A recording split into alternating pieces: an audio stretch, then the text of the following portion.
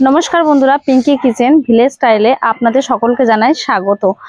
আজকে আমাদের রেসিপি হচ্ছে চিংড়ি মাছের ভুনা। আজকে আমাদের চিংড়ি ভুনা বানানোর জন্য যা যা লাগবে তাহলে সেগুলো আসুন কেটে নেওয়া যাক।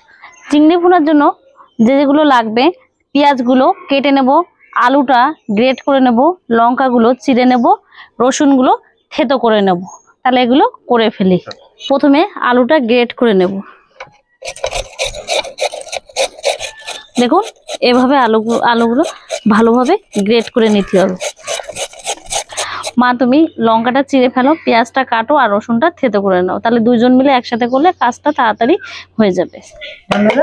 এখন আমি পেঁয়াজ, লঙ্কা আর রসুন এগুলো আমি এখন কেটে নিচ্ছি।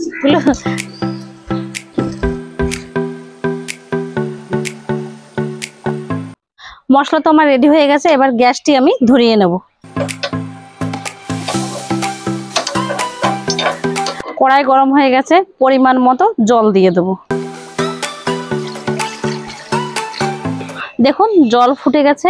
এবার আমি গ্রেট করা আলু, পেঁয়াজ, লঙ্কা এগুলো ফুটন্ত জলের মধ্যে দিয়ে দেব। প্রথমে দিয়ে দিলাম লঙ্কা, তারপর পেঁয়াজ, আলু,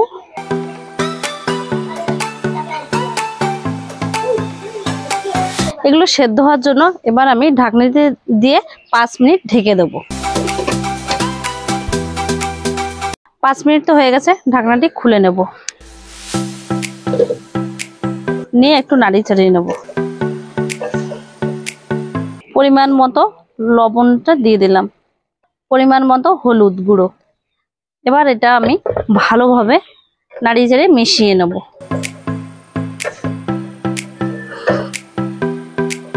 বন্ধুরা এবার আমি এই গ্রেট করা আলুগুলো নামিয়ে নেব।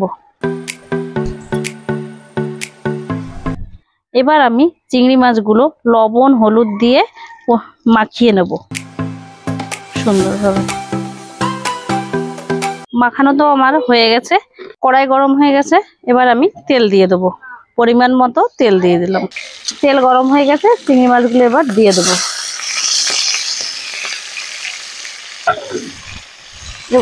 ভালোভাবে ভেজে নেব। থেতো করা রসুনগুলো চিংড়ি মাছের মধ্যে দিয়ে দেবো, দিয়ে ভালো করে ভেজে নেব।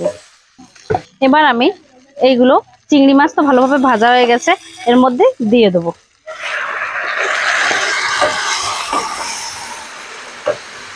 দেখুন চিংড়ি মাছ আলু সবকিছু দিয়ে কষানো হয়ে গেছে।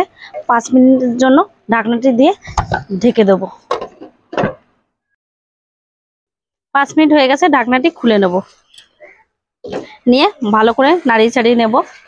দেখুন আমাদের চিংড়ি ভুনা প্রায় রেডি হয়ে গেছে। কি সুন্দর কালার এসেছে। চিংড়ি ভুনা তো রেডি। বেটে রাখা গরম মশলাটি এবার দিয়ে দেবো। দিয়ে ভালো করে আরেকটু নাড়িয়ে চাড়িয়ে নেব। দেখুন বন্ধুরা আমাদের চিংড়ি ভুনাটা তো রেডি হয়ে গেছে। আপনারাও এভাবে বাড়িতে বানিয়ে খাবেন, দেখবেন ভালো লাগবে। আর আমার চ্যানেলটি সাবস্ক্রাইব, লাইক, কমেন্ট, শেয়ার করবেন। আপনারা সাথে থাকবেন, সুস্থ থাকবেন, ভালো থাকবেন।